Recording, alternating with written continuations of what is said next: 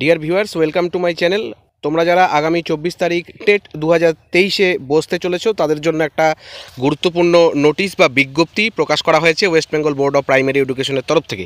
এখানে কি বলা হচ্ছে আমরা একটু জেনে নেব বিষয়টা।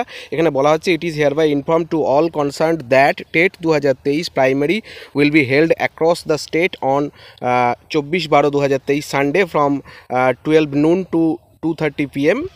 অর্থাৎ যেটা বলা হচ্ছে যে 2023-এর টেট যেটা পুরো রাজ্য জুড়ে 24শে ডিসেম্বর রবিবার বেলা 12টা থেকে 2:30 পর্যন্ত হবে বা হতে চলেছে।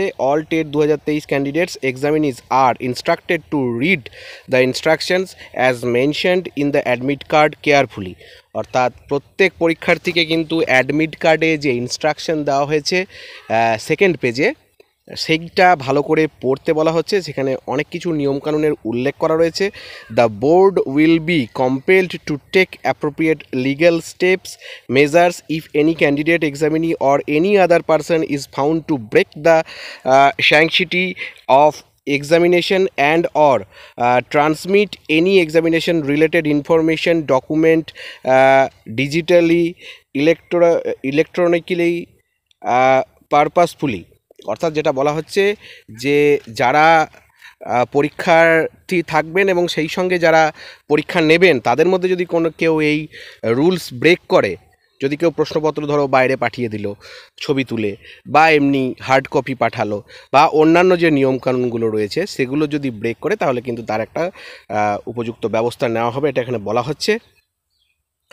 এবং the candidates examinees of TET 2023 may contact the following dedicated helpline number of each district for seeking any assistance at the nearby location of the venue or center of TET 2023।